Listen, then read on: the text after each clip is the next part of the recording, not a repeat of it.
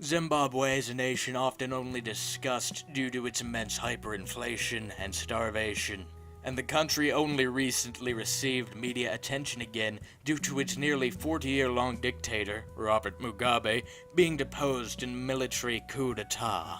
One might try to swiftly sweep the tale of Zimbabwe under the rug, falling prey to the false narrative of the African single story. Though, the history of Rhodesia into Zimbabwe differs quite a bit from many other British African colonies, as Rhodesia was a country in which large proportions of white British people actively settled and colonized. Much like South Africa, yet very much unlike British colonies in Egypt or Sudan. This created a rich, white ruling farmer class. The native black Bantu groups of the land effectively had all their land seized from them, much like was done to Native Americans in North America. And these native people of Rhodesia were also forced onto reservations and were conferred no rights of citizenship. Of course, their people tried to fight back, but they stood no chance against the might of the British Empire. The movement to win their country back would not gain traction again until the massive European decolonization of Africa, which began in the late 1940s. The British granted independence to most colonial subjects, but they had to accept the democratic rule of the majority within their country. In all of them, this meant native African rule. The power-holding class of white Rhodesians would not accept this, and their population was sizable enough that they absolutely refused. It was in this that the white minority which controlled Rhodesia declared independence for their country in 1965. The roughly 200,000 white Rhodesians now controlled a country in which there were nearly 4 million native Africans, who had no say in how their country was run. The UK immediately condemned this action, and the United Nations refused to recognize Rhodesia as a country.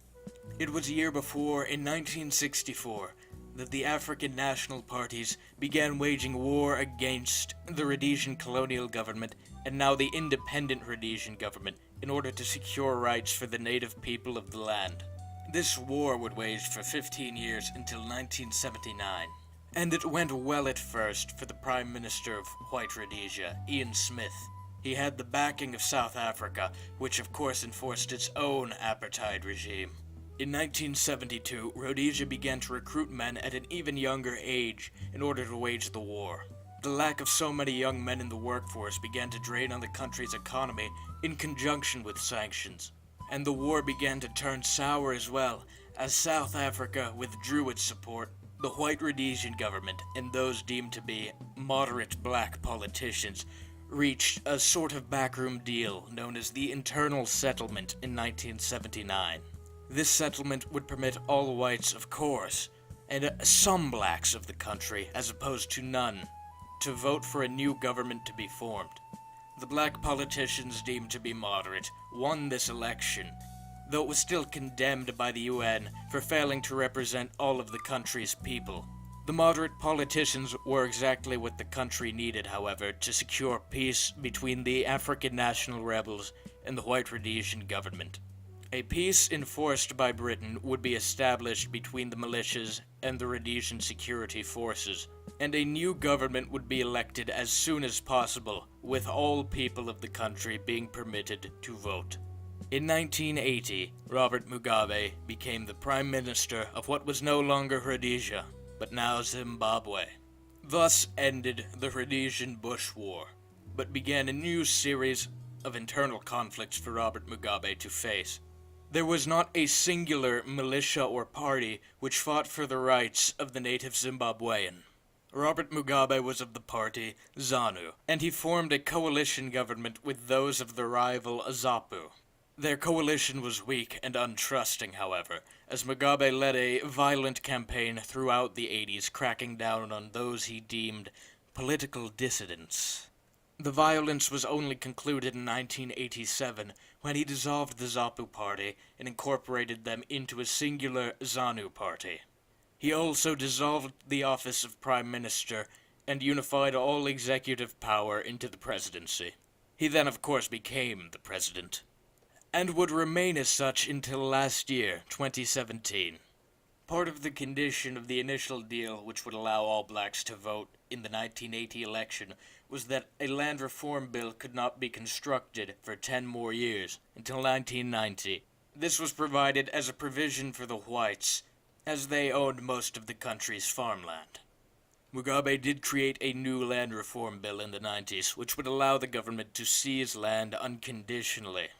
He would not utilize this bill until turmoil began in the late 90s over economic conflict within the country. Black Zimbabweans were still largely not included in the economy. A new political party was formed to deal with this issue, the Movement for Democratic Change, and they challenged Mugabe in the election. They won 47% of the vote to Mugabe's 48.6. Mugabe, seeing that his power was beginning to slip, killed many members of the MDC to keep them in check through fear. He then used his land reform bill to begin seizing land from white farmers in order to get an approval boost. While many Zimbabweans might consider the land of white farmers stolen were it purchased in the colonial or Rhodesian eras, farmland was also seized from farmers who purchased their land lawfully under the Mugabe regime. And much of the farmland was not redistributed to the average Zimbabwean, such as supporters for the Movement for Democratic Change, but was rather given to supporters of Mugabe. In the 2008 election, Mugabe lost, but he did not resign his power. He once again cracked down violently against the MDC, but a year later in 2009 he began a power-sharing deal, so they deemed it. This deal was, however, another sham of an approval boost, as his seizure of white farms had been.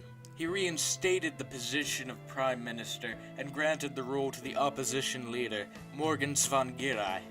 Tsvangirai, however, held no real power over the government, and Mugabe was still clearly in full control. The position of Prime Minister was again dissolved in 2013, truly demonstrating that Mugabe had no real intention of sharing power with the opposition. But Robert Mugabe has finally been deposed in a military coup d'etat. At the time of the coup, he was the oldest living world leader at 93 years old, and had ruled over his country for nearly 40. The military was very courteous to him, if anything.